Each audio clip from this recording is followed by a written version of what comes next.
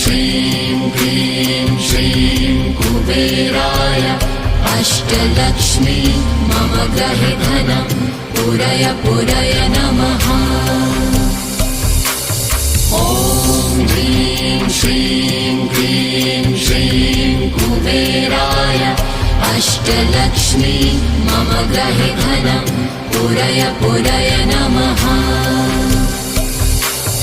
ॐ ह्रीं श्रीं क्लीं श्रीं कुबेराय अष्टलक्ष्मी मम गृहे धनं पूरय पूरय नमः। ॐ ह्रीं श्रीं क्लीं श्रीं कुबेराय अष्टलक्ष्मी मम गृहे धनं पूरय पूरय नमः।